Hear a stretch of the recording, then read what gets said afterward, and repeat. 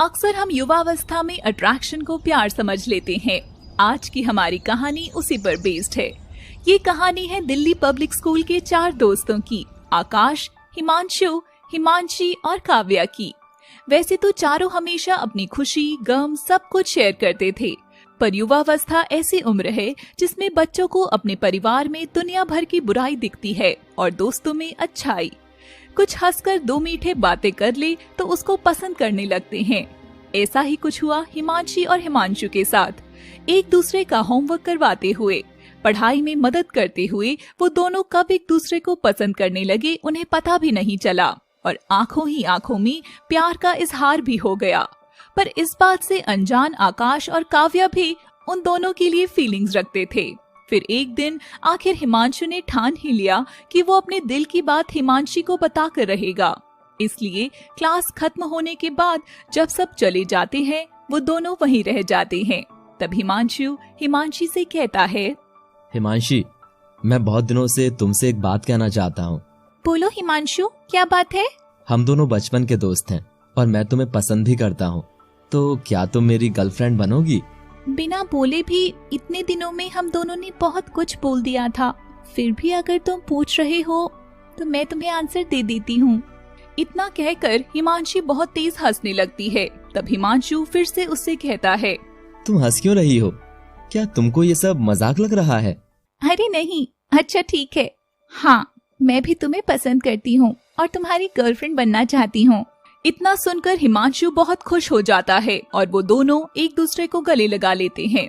फिर वो दोनों मिलकर डिसाइड करते हैं कि अभी अपने रिश्ते के बारे में वो किसी को नहीं बताएंगे। ऐसे ही समय बीतता रहता है और वो दोनों एक दूसरे के बहुत करीब आने लगते हैं।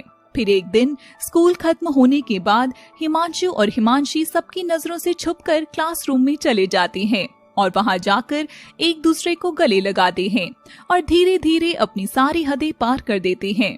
फिर उनको ढूंढते हुए आकाश और काव्या वहां आ जाते हैं और उन दोनों को देख लेते हैं।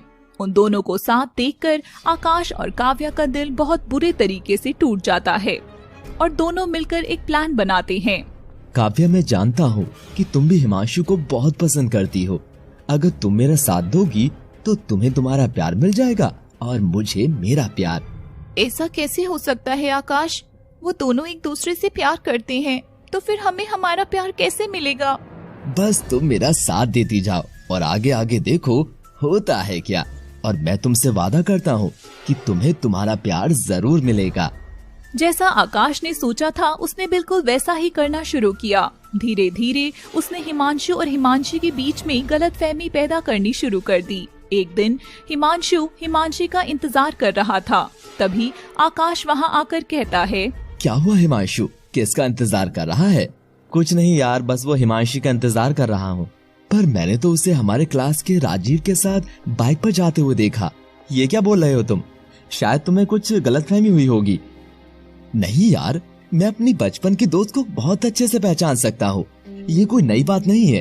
अक्सर मैंने उसे राजीव के साथ बाइक पर जाते हुए देखा है। तुझे मेरी बात पर यकीन नहीं है तो तू जाकर काव्या से पूछ सकता है।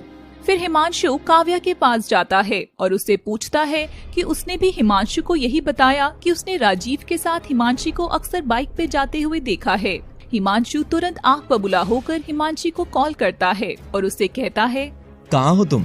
कुछ नहीं, मैं कुछ काम से राजीव के साथ आई थी। ऐसा कौन सा जरूरी काम था जो तुमने मुझे बताना भी जरूरी नहीं समझा? हिमांशु, तुम मुझसे ऐसे क्यों बात कर रहे हो? कुछ हुआ है क्या? कुछ नहीं हुआ, छोड़ो तुम। कुछ दिनों तक हिमांशु हिमांशी से बिल्कुल भी बात नहीं करता। इस सब से परेशान होकर हिमांशी हिमांशु के घर जाकर उससे कहती है, क्या मुझसे कुछ गलती हो गई है हिमांशु, जो तुम मुझसे बात भी नहीं कर रहे? मुझे ये जानना है कि तुम राजीव के साथ बाइक पर क्यों गई थी? मुझे काव्या ने बोला था राजीव के साथ जाने के लिए। उसको राजीव से कुछ बात करनी थी तो मैं उसकी मदद कर रही थी। हिमांशी, तुम कब से झूठ बोलने लगी हो? काव्या तो वहाँ मेरे साथ ही थी। अगर उसको राजीव से कुछ काम होता तो खुद ही राजीव से कह देती। वैसे भी अब इस झूठ के बाद मुझे नहीं लगता कि मैं तुम्हारे साथ रह पाऊंगा। हमें अपना रिश्ता यहीं खत्म कर देना चाहिए। हिमांशु, बिना सच जाने तुम इतना बड़ा फैसला कैसे ले सकते हो? ऐसा ना हो कि आगे जाकर तुम्हें बहुत पछताना पड़े। और किसी भी रिश्ते में अगर प्यार और भरोसा ना हो तो वो रिश्ते ज्यादा दिन नहीं चल सकते। और हमारे रिश्ते में भी भरोसा खत्म हो चुका है। जैसा आकाश और काव्या ने सोचा था, उन दोनों ने बिल्कुल वैसा ही कर दिखाया।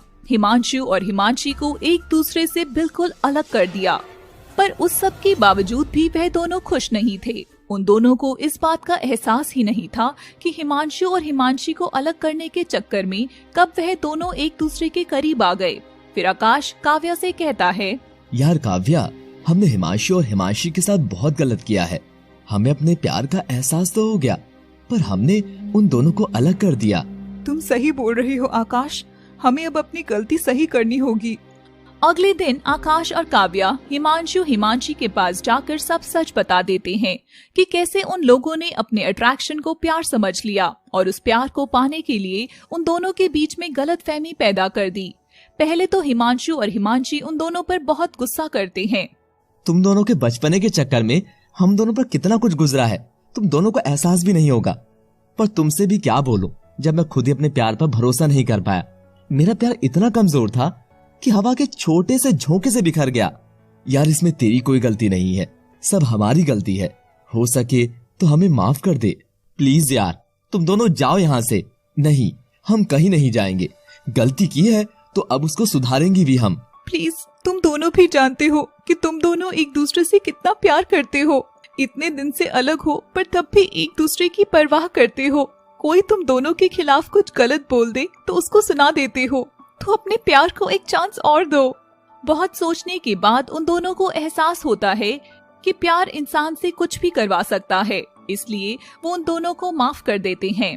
साथ ही साथ हिमांशु और हिमांशी एक दूसरे से माफी मांगते हैं और काव्या और आकाश भी अपने प्यार का इजहार कर देते हैं और उन चारों की लव स्टोरी पूरी हो जाती है। चैनल को